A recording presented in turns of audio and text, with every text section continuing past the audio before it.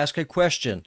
There is a there's a voice channel at the bottom of the Discord server, and you're going to see one that conveniently says lobby. Please get in lobby, wait your turn. I will drag you, I will drop you, ask your pithy and smart question, and then once your pithy and smart question is asked, I will then banish you to the gaming room. And that's how it goes. And because we are on Rumble, feel free to ask whatever you want. The only thing I ask is that please do not be a dick to my friends. You can't ever be a dick to me if you think I'm a racist white supremacist. And I encourage those comments.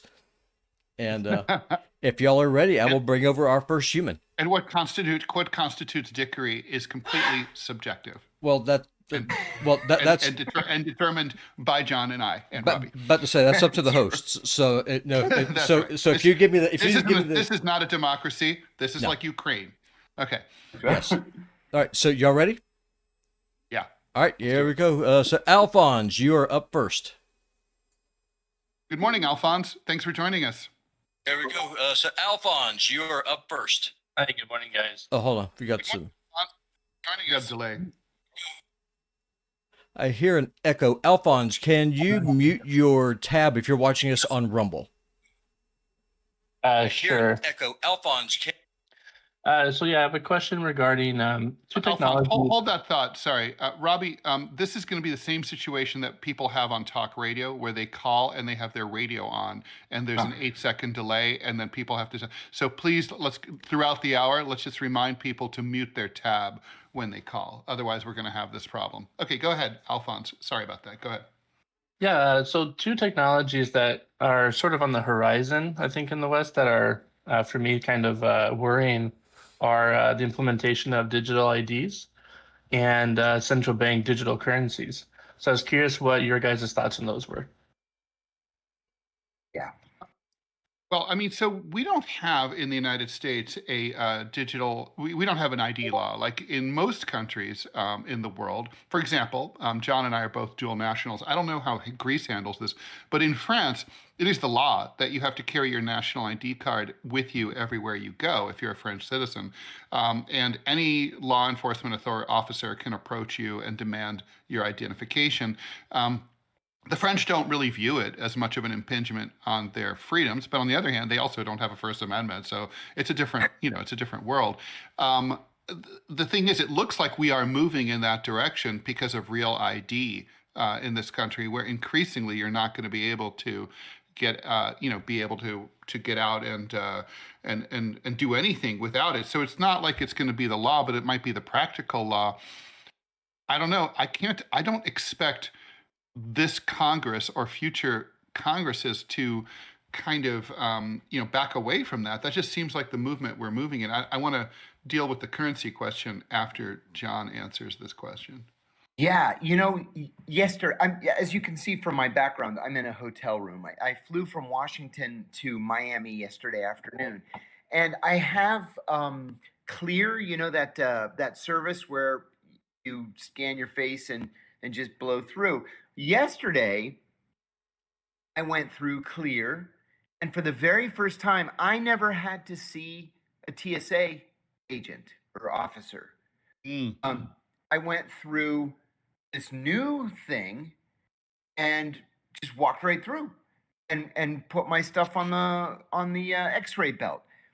I thought, oh, Clear's really getting sophisticated. It's not Clear. It's that now that we have the smart IDs, TSA is scanning our faces and they're holding the scans. It's in their database. It wasn't just John that blew through TSA. It was a whole bunch of people because we were already in the database. And that made me angry. But it's the future. And it's like we're powerless to stop it.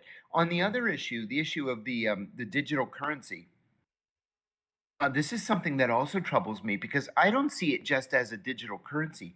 I see it as financial surveillance.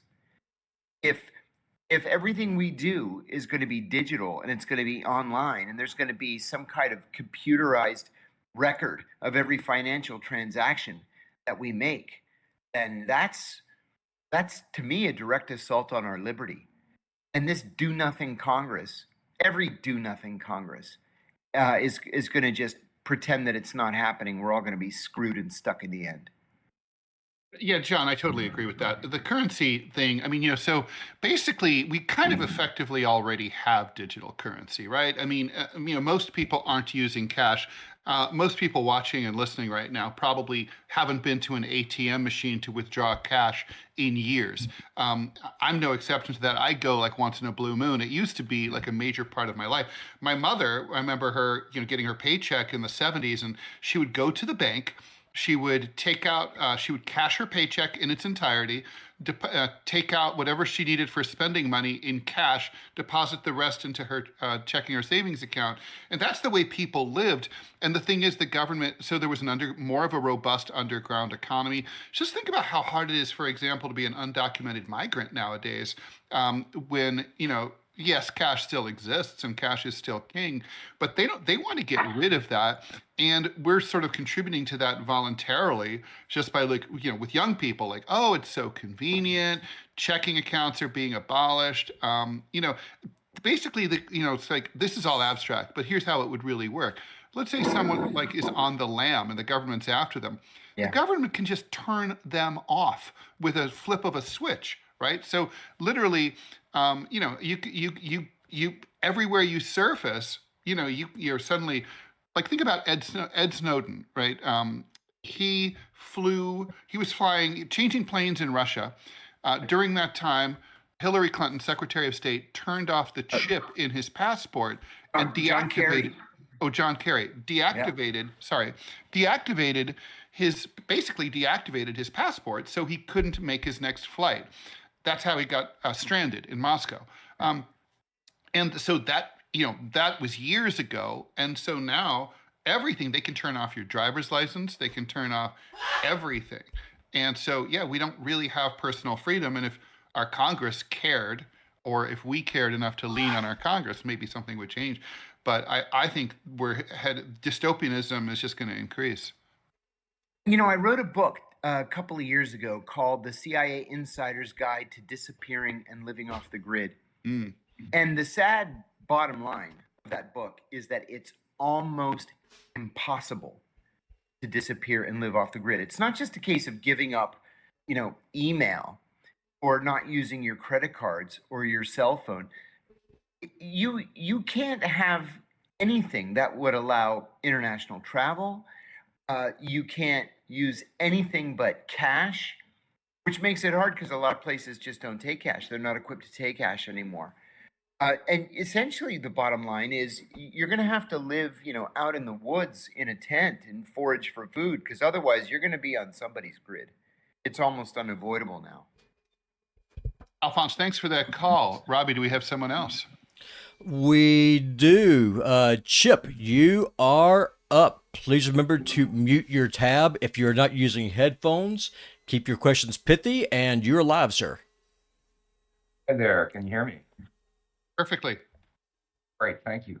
John, on Wednesday, I emailed you a list of bullet points, and in the interest of brevity, I'd like to just read them off if that's okay. Sure. Great. Here, the United States faces multiple serious problems, amongst them congressional corruption, media co-option, endless wars, expanding wealth equality, et cetera, et cetera. People of goodwill have been struggling with these problems for decades, but to little or no avail. Addressing these discrete crises piecemeal has proven to be a failed strategy. I stress that. Instead, addressing these multiple problems, while crucial, still feels like arguing over zoning permits in Pompeii while Vesuvius is about to explode. Yeah, I laughed when I saw that. The real problem is that the United States is in the declining stage of empire, a stage that can be characterized with a single word: chaos. I don't have to like it, but the people of the United States are in for a rough ride. Will it be the French Revolution or the dissolution of the Soviet Union? One way or the other, the end of empire is an historical imperative. There are two steps toward solving any problem. One is acknowledgement of the problem. The second is acceptance of the problem. The former is an intellectual exercise, the latter an emotional exercise, and therefore more difficult to accomplish. And finally, if the public is not brought to appreciate the historical overriding path that has brought us to this point, we are fucked with a capital F.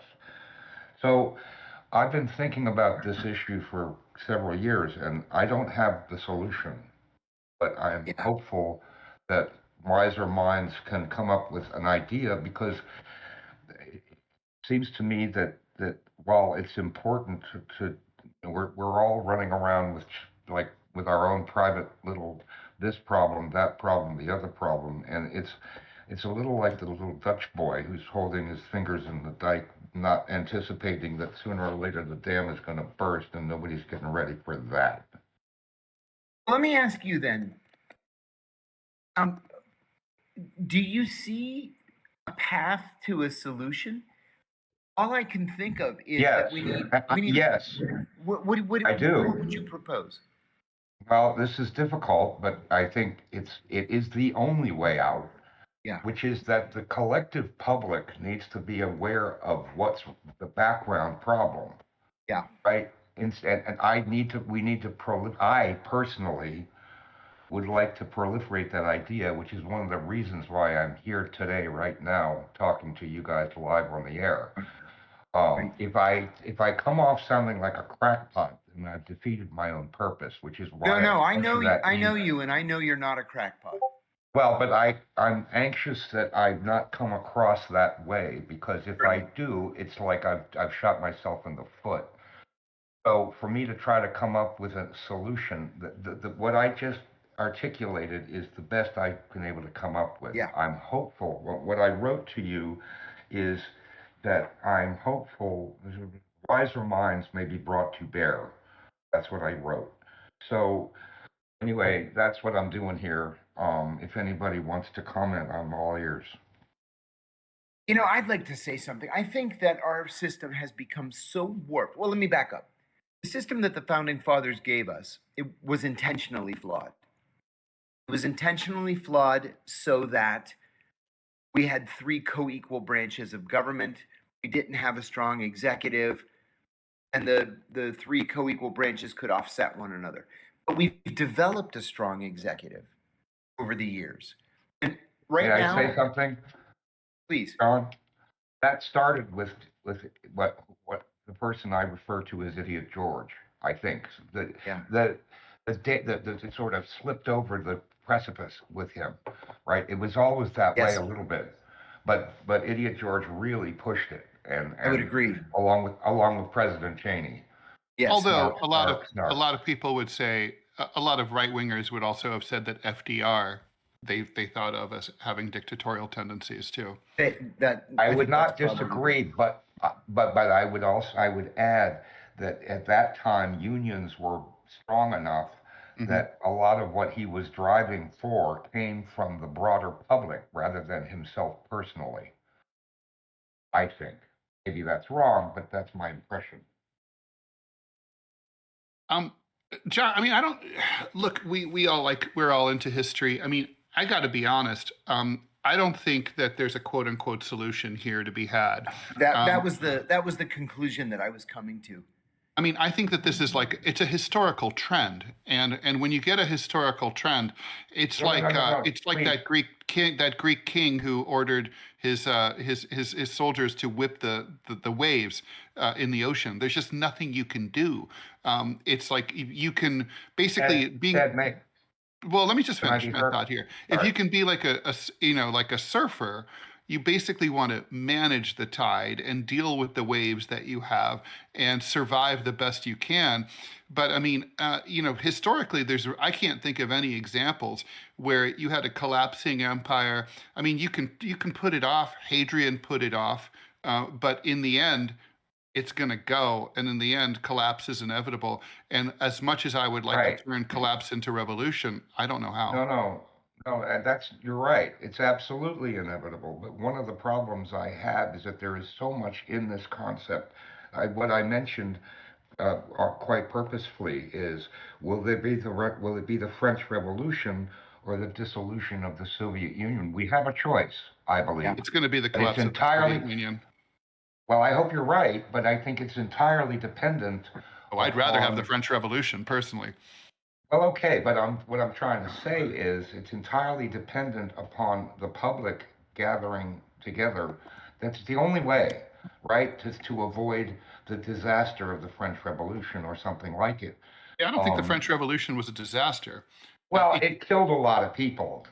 I mean, come on. Right, but 100 years later, it basically morphed into what we consider to be the West and all of its ideals, and that we basically But Ted, revere today.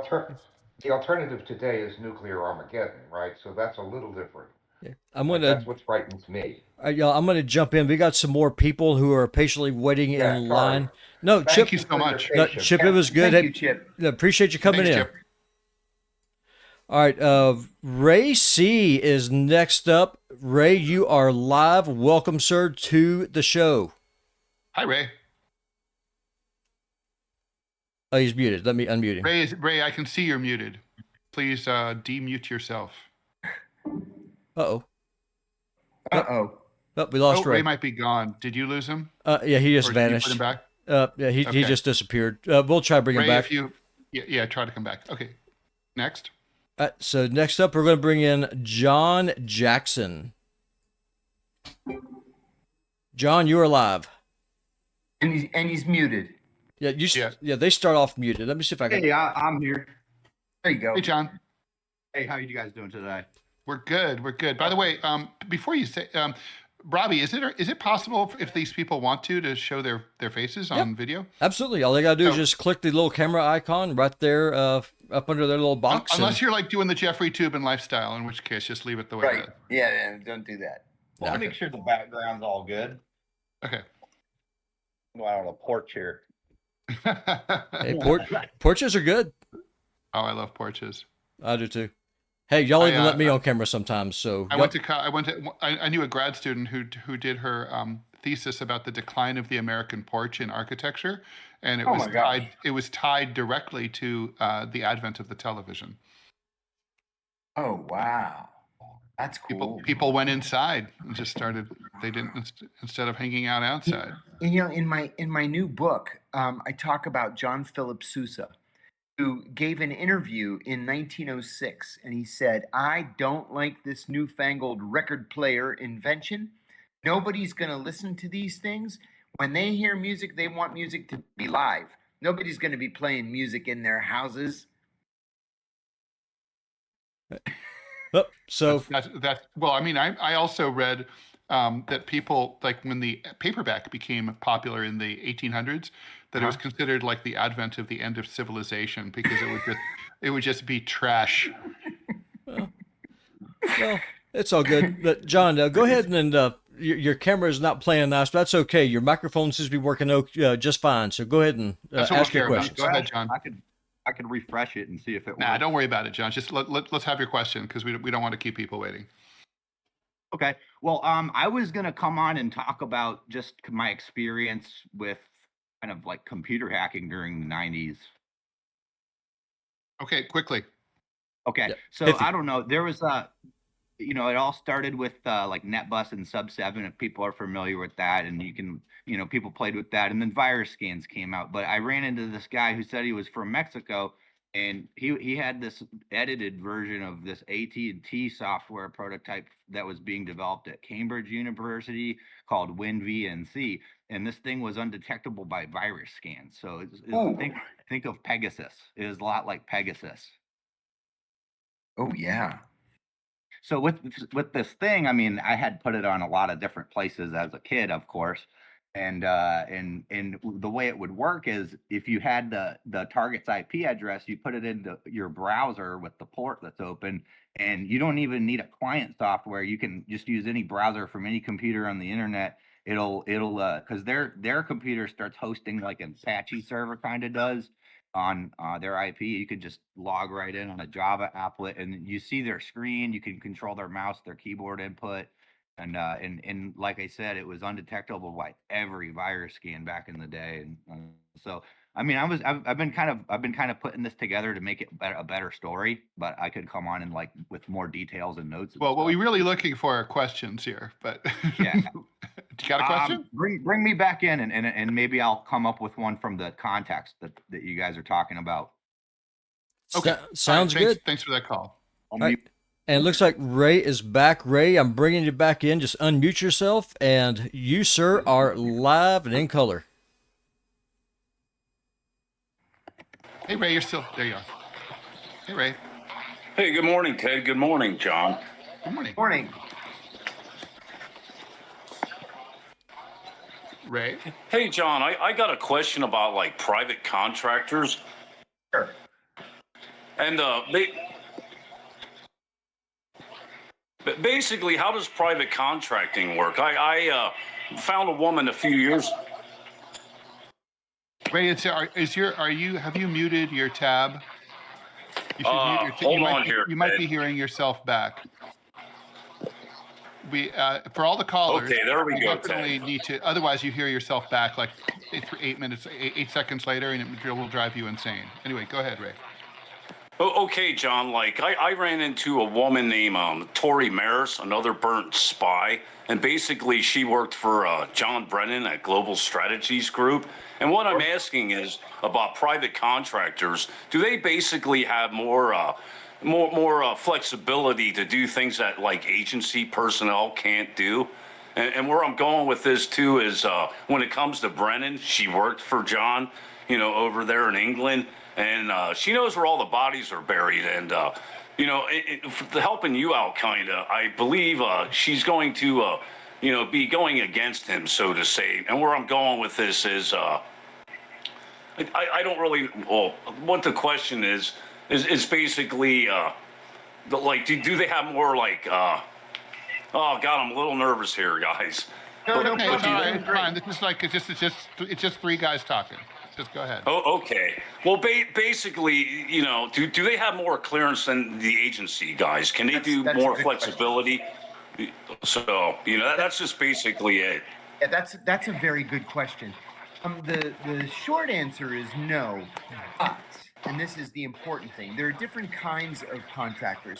There are what they call the butts in the seats contractors, like Booz Allen, where they'll bring in 500 people and just sit there at a computer.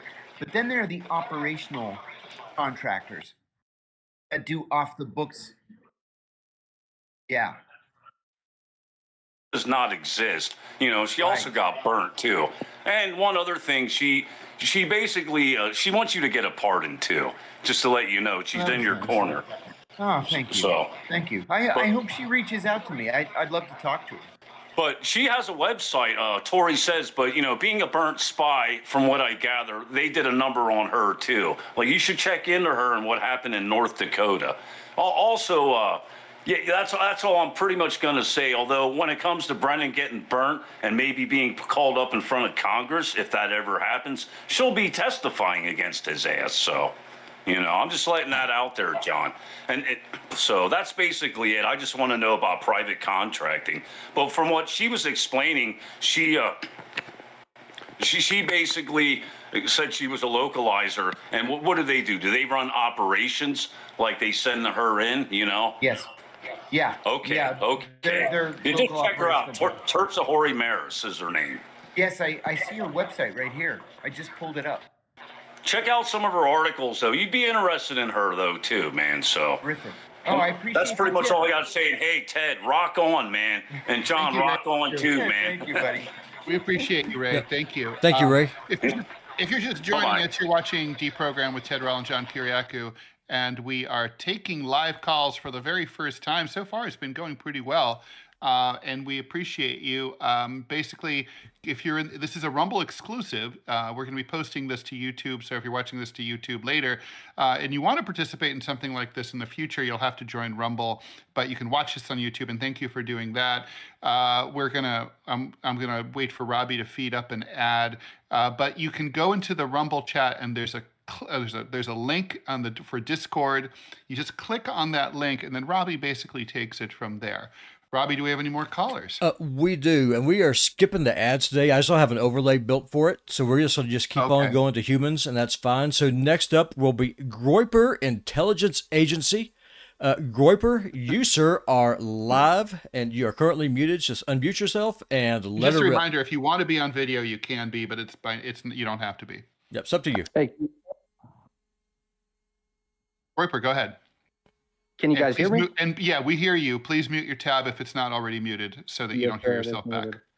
All right. I love your guys' show. I mean, I've watched for a while, But my you. question is for Mr. Kiriakou. John, you've talked about how the CIA uses controlled media assets to shape narratives. Yes. From your experience, is the most effective media asset the one who genuinely believes the half-truths he's selling, or the one who knows exactly how far he can go and still keep the platform? Oh, that's a very good question. I think it's the former. I think it's the true believer who does the most damage. You know, I mentioned a few minutes ago, I'm here in Miami, seeing a bunch of friends of mine from the media. We were talking about the Iraq War yesterday, and we were talking about the damage that the New York Times and the Washington Post did by parroting back the official line that they were getting from Dick Cheney and others in the White House. And the damage that they did, here we are a generation later, the damage that they did is still being felt. And it was because they were true believers in the propaganda coming out of Washington. True believers. You mean like I the think Judy that's- Millers and people like that? Judy Miller to me is the worst of the worst. Yeah. In fact, somebody said the fact that no Americans objected to the whole idea of embedded journalists was the beginning of the end for free press. Don't even get me started.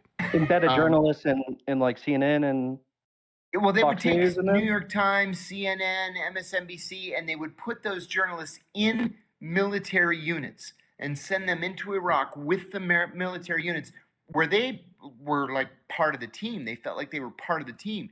And in Yeah. fact, all they ended up doing was parroting back propaganda on the front page of the New York Times and the top story on CNN. And so that's all we got was It propaganda. was also very dangerous for unembedded reporters like myself in Afghanistan.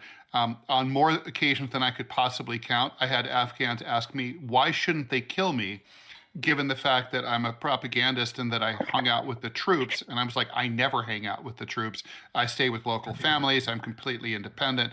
And, you know, you had to kind of talk your way out of it. But those people, that program is very dangerous for real reporters.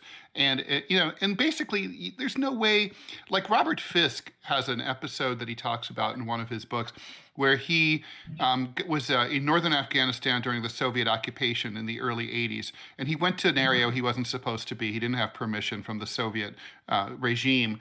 And basically they picked him up, they arrested him, and they were like driving him back to Kabul in a troop transport. And they came under fire from the Mujahideen. And during the chaos, the Russian commander put an AK-47 into Robert Fisk's hands and said, you know, like, help us.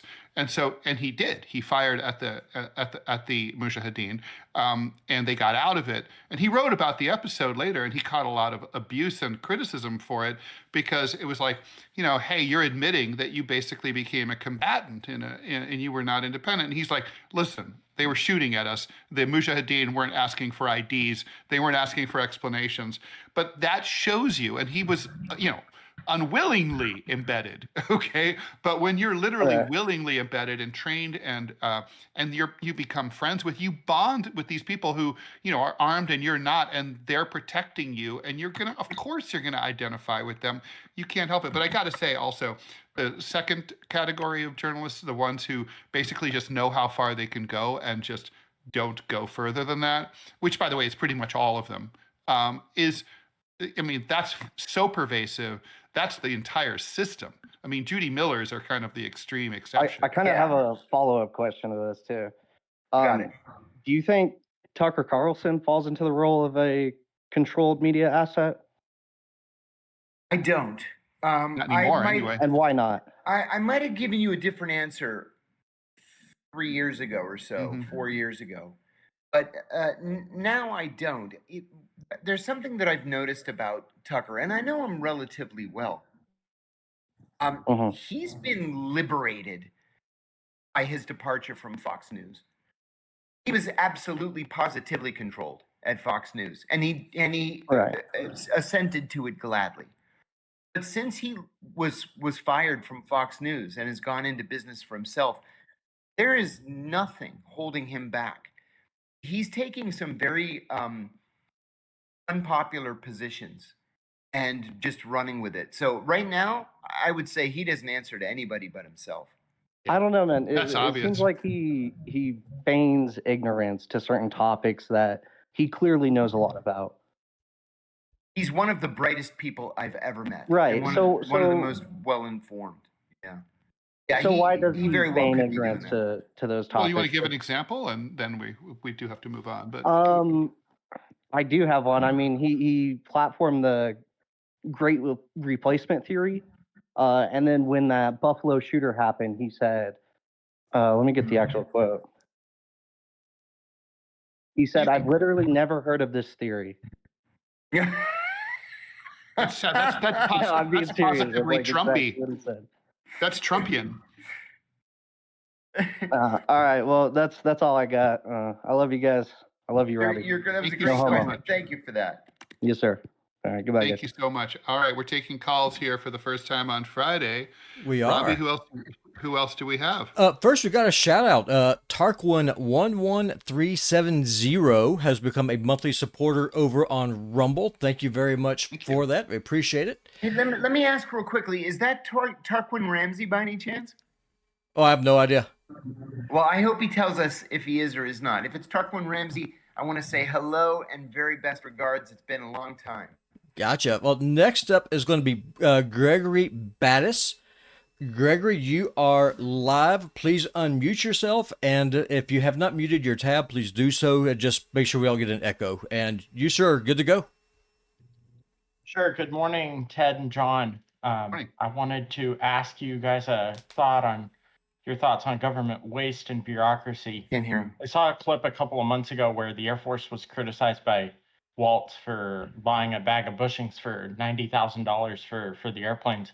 Apparently, identical bushings used on commercial aircraft cost somewhere around $100. Second, about 10 years ago, the TSA paid $1.4 million to develop an app that points an arrow left or right to direct people to lines at the airport, assuming that people can't see which line is shorter themselves, of course. I'm not even mad at these like individually, but I'm sure that this is happening in all possible corners of the government. And Social Security and Medicare funding are going to hit their limits in about 7 years. Did you see any of this at the CIA or in the government firsthand? And what's going to happen? What are your thoughts? Also, what are your thoughts on OSINT and the OSINT community? And I hope you get a pardon soon. I yield back. John, did you hear all that? I literally didn't hear a single word. Oh, I am so sorry. I don't know what happened there, but basically this was a question about waste and fraud in, particularly waste in government. Examples being like an app that the TSA spent over $1 million for just to tell passengers whether to go left or right at the airport. And so basically, did you see a lot of that kind of stupid overspending at the CIA? And then the other question was your thoughts about OSINT. Yeah.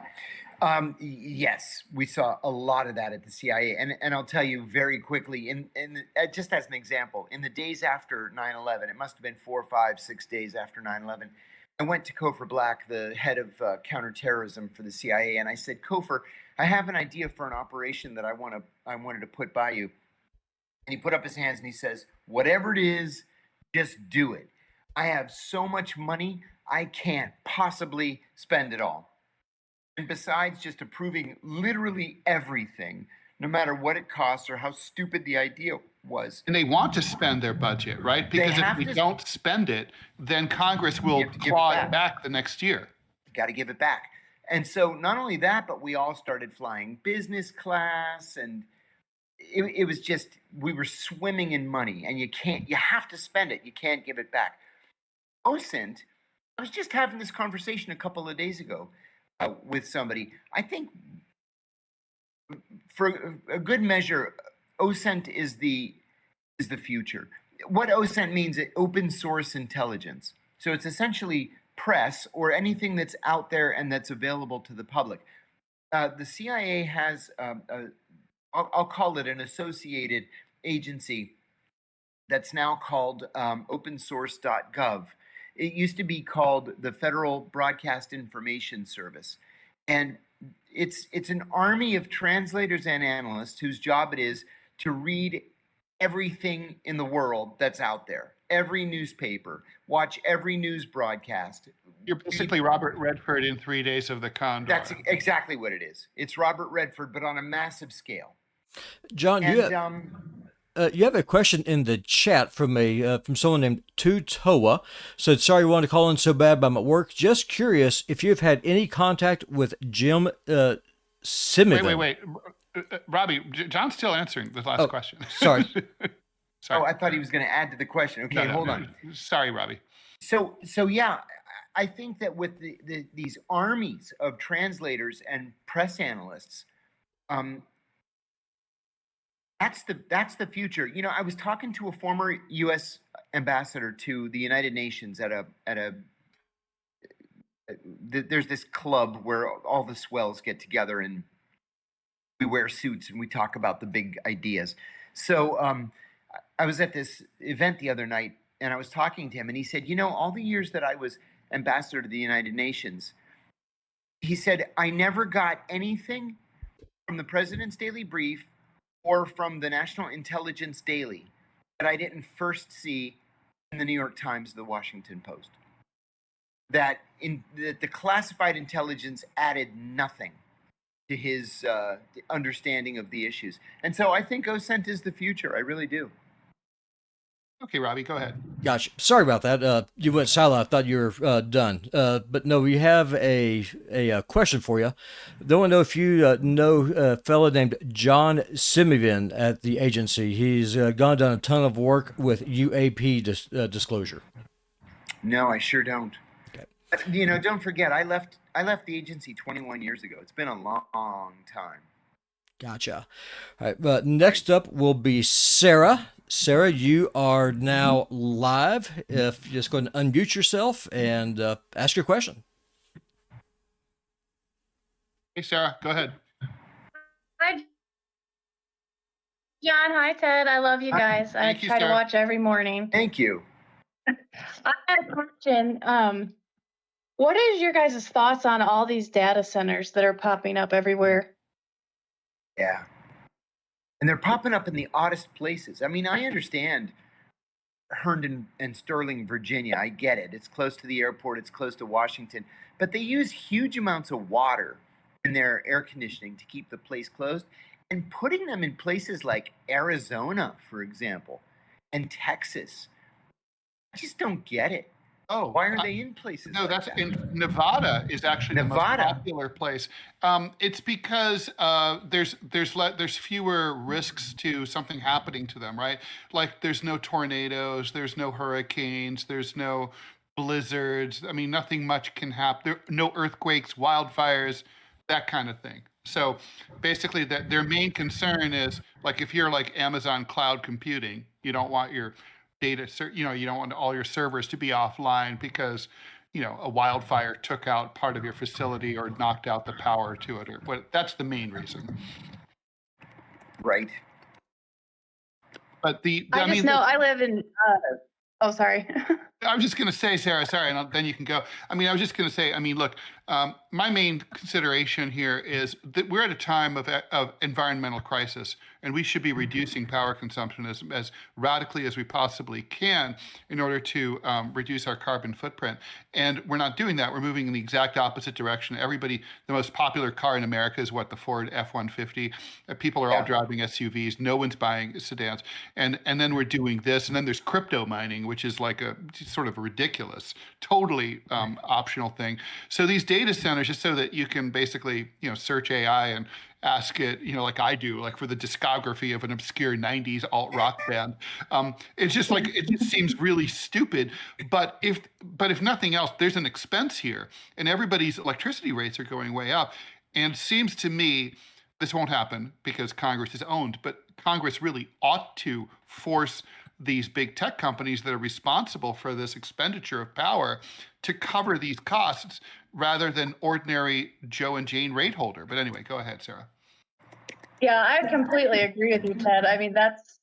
That's what we've been fighting. I live in Indiana, and they're proposing one within 10 miles from my house. I have a well, and I'm very worried about my property value, and if the water source.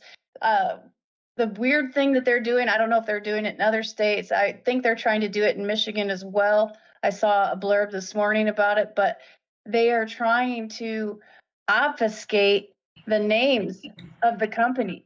They actually have another LLC that has put in all of the requests to build. So the local residents have no idea who's even coming in. We can deduce it's either going to be X Meta or, some type of other AI, manufacturing facility, but it's just weird. The local residents are fighting back as hard as we can, but it doesn't seem like You should have a right to know what's going in next to you. exactly. I mean, maybe if it's a nuclear missile silo, you maybe can't and shouldn't know. But if it's something like that, there's no reason why you shouldn't be told. All right. Well, thank you guys. I also wanted to know, do you guys are going to have a Patreon or anything else? Yes. I'm already a Rumble Premium subscriber, but I'd love to support you other ways. We are going to do, thank you for that question, Sarah. So I promise that was not a planted question. That was not that. No, it wasn't. So we are doing both. We're doing a Patreon, and we're going to it's in the works right now. And then we're also going to do like a swag, thing. So we're going to be selling merch, our books, and our idea is that we'll have limited edition things like mugs and shirts. So there's only say 100 of them, and when they're gone, they're gone. Then we'll do new ones to make it more interesting and more fun, and maybe a little collectible. Who knows? Anyway, Robbie, awesome. Thank you guys. Bless you guys. Merry Christmas. Happy holidays. You too. Merry Christmas. Merry Christmas. All right. And just a quick little shout out. We are number 10 in the nation on Rumble, right behind Alex Jones. We are breathing down his neck. So if y'all would do me a favor, share this. If this is a successful format, we're going to keep on doing what we're doing here. And hopefully I won't cut off the guests anymore, the host anymore. I like it so far. Hey, it's fun. All right, Tammy, you are now live. Please unmute yourself and mute your tab if you have not already, and go. Tammy, you're still muted. Please unmute yourself, and we will be standing by waiting for you to talk. There you go. Tammy, you're on the air. How do I mute my tab? Oh, you click on the control click on the tab itself, and one of the pull-down menus will be the option to mute. Control click. Yep. Are you on a Mac or a PC? Okay, am I muted now? You sound good. Yeah, I don't hear any feedback. Good, I got it. Well, I can't hear anything at all. Great. So I have one question and then a begging to get a certain person interviewed by you guys on this platform or John's Deep Focus, and that would be Dr. Jack Kruse, because we are in a major healthcare crisis and nobody's talking about it other than the stupid budget crap that Congress is doing that really doesn't help anything. So I'm really anxious for his knowledge to become more prevalent, because by my following what he was talking about, I've transformed my health. And people need to be empowered and not think that they have to rely on. Let me relate that to Tammy. Stay on the line. Let me relate that to John. For some reason, we have a glitch and he can't hear. So Tammy's asking you to, us or you on your other show, to interview Dr. Jack Kruse because of the healthcare crisis. Go ahead, Tammy. Sorry, and about what healthcare crisis exactly? Well, it's not a short answer, but he is saying things about how to improve your health that we are being told by the FDA and general science is bad for us. So basically alternative views of how we should be improving our health, I think is the... Well, I applied what he said and it worked. And I've been sick for years and years and years and lied to for years and years. So I'm desperate to have his message out, and so far it's only the Bitcoiners that are really messing with him. So all right, so basically, John, it's look into Dr. Jack Kruse. Okay, anything else, Tammy? Dr. Jack Kruse. I wanted to ask a question about this rumble about a sanctuary island off of the coast of either, I think it's Georgia, and they said it was a private hunting island of people. Is that a psyop or did that really happen? Yeah, I've got to think that's a slap. So John Tammy is asking whether there was a private sanctuary, really was a private sanctuary island off the coast of Georgia where human beings were hunted. The most dangerous game. Not that I've ever heard. No. John says no. All right, Tammy, thanks for that call and for your support. Robbie, who's next? So next up will be Phil Chats. Phil, you are live, and John, I'm not sure why you can't hear the callers. I don't know. I hear some of them, and then others, it's just. It's weird. It's very strange. All right, Phil, you're on the mute your tab if you haven't already, and unmute yourself. Oh, me. There he is. All right, Phil, you are live. All right, hey, good morning, guys. Phil. Can you hear me? Yes.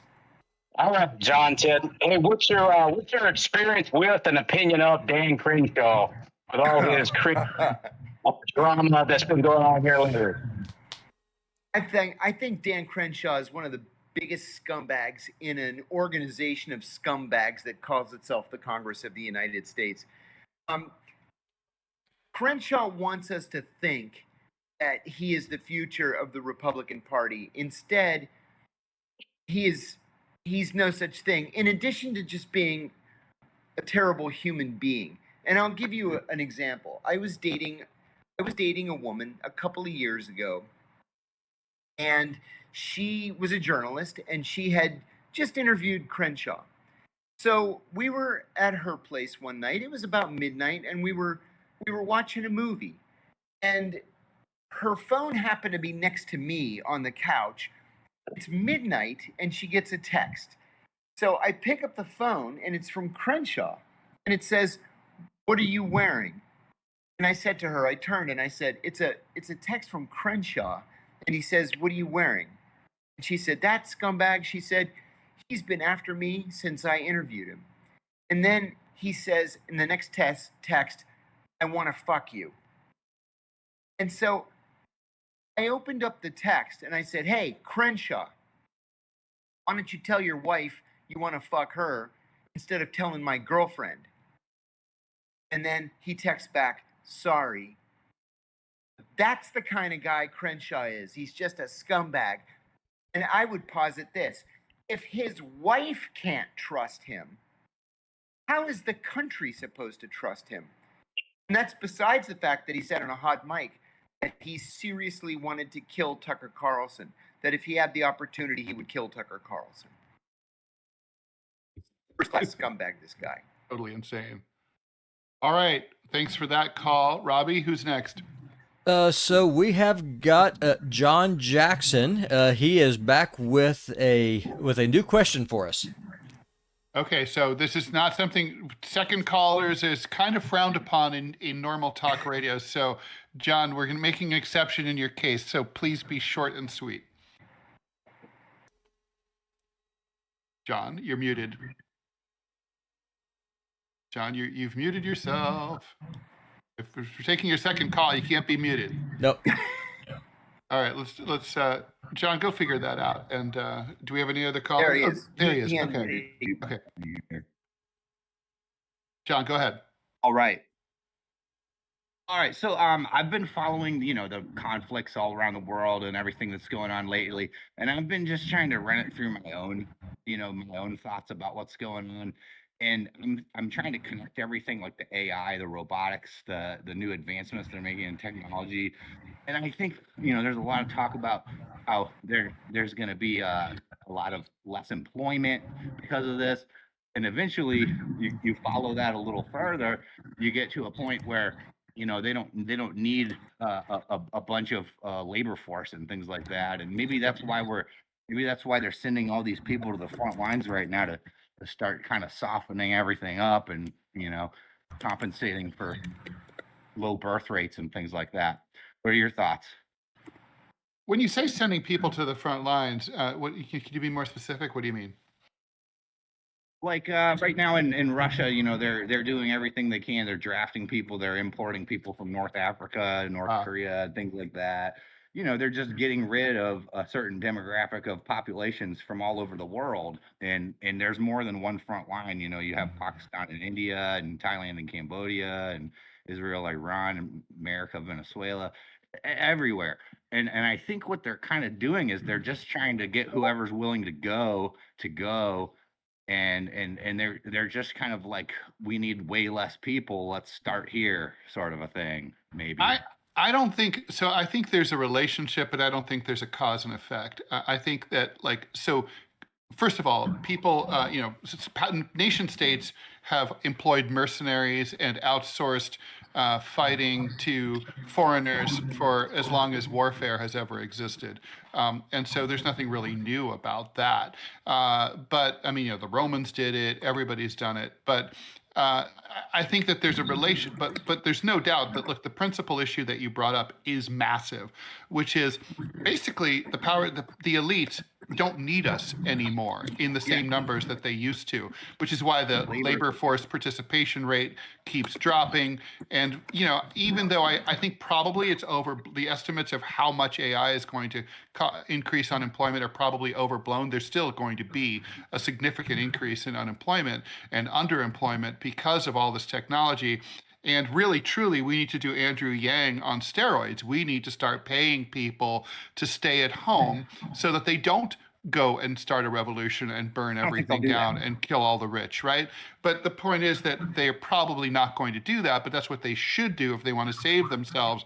And so that is a massive structural societal problem that, you know, I don't see this particular group of elites figuring out.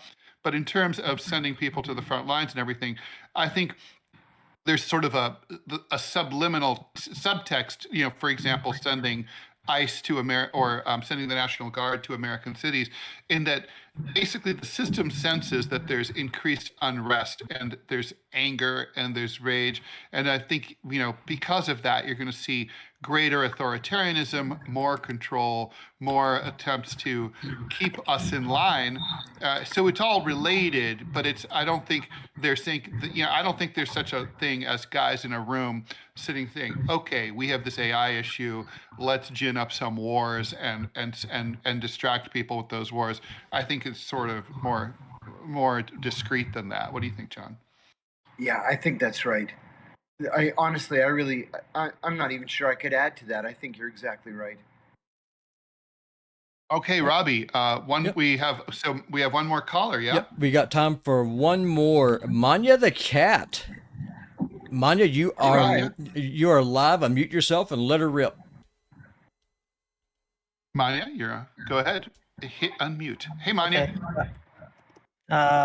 Hi guys. So I have a question for Ted, which is what form of communism do you believe in? Because like people use the word communism a lot, right? But there are like many different forms of it. Like each person has like a different interpretation of it. Like Marxism, communism is very different from, like, let's say Leninism or Stalinism or Maoism, or like all sorts of like different socialist leaders in South America and Africa.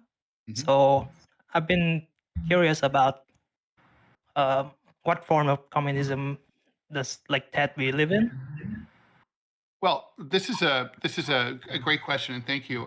So basically, I'm a classic Marxist. I believe that Karl Marx and Friedrich Engels correctly diagnosed many, if not all, of the course of capitalism over the next 175 years. I mean, think about the classic crisis of overproduction that we're suffering right now, where the system is producing lots of stuff and it's viewing citizens more as consumers than as citizens, and more as consumers than wage earners, right? So like there's all this talk in the system now, for example, in bourgeois electoral democracy about affordability, and all of it is focused on we have to lower prices. None of it is focused on increasing wages or improving working conditions. That's all classic Marxism. Now, that said, to take a page from Mao, we're going to need communism with American characteristics in 2025 and 2026 characteristics, and it's not going to work unless we adjust and tinker and make everything work for our present situation in our present place, and it's going to have to be very specific. So, but basically, I believe in the idea that nobody is worth any more or any less than anyone else, and that nobody, because they happen to be better educated or more intelligent or more able-bodied or in a preferred ethnic or other demographic group, should have any higher income or privileges than anyone else. I think we're all absolutely equal, and I don't think we have a meritocracy, and I don't think we should have a meritocracy. And but basically, this is the best I can do in like a 2-minute answer. John, do you want to add anything to that? No, I think you hit it on the head. I think you did. You hit it on the head. Okay. Fingers crossed. All right, so we'll see what happens here. Guys, thank you so much for this joining our experiment. Robbie, you're saying that this went well, and thanks to you, Robbie, for setting everything up from a tech standpoint. And we're gonna, if we do this again, I think we probably will. We'll try to add some bells and whistles, technologically, graphically, and so on, to make it maybe a little bit less rough. But it went really great. Thanks for that. Yeah, no, I mean, this is our largest show in terms of live viewers ever. So, Wow. a lot of people are behind us. Whenever I say we are breathing down Alex Jones's neck here on Rumble, I don't want to be too close to his neck, but yeah. Well, well, he has several. Or so other pick body one. parts. Yes. But no, I mean, it is good. Y'all have any last words before we raid over to the TMI show? Yes, absolutely. So please like, follow, and share the show. We will be back on Monday at 9 a.m. Eastern Time. Thank you so much for your support. If you're watching us later on YouTube, just remember you can do this next time we do a live show. I don't know when we'll do it. Maybe we'll just do call-in Fridays every Friday. But whatever. Thanks for staying in touch. We're working on that. We're working on the Patreon, and we'll keep you up to date about all that and the swag and all that stuff. Please stay tuned. TMI show with me and Manila Chan is coming right up. We're going to raid that over on Rumble. So since everyone here is on Rumble, you'll be raided all the way over there. Thanks, John. Thanks, Robbie. Thanks, everyone, for tuning in. Yep. Thanks, everybody. Bye-bye, y'all. Bye.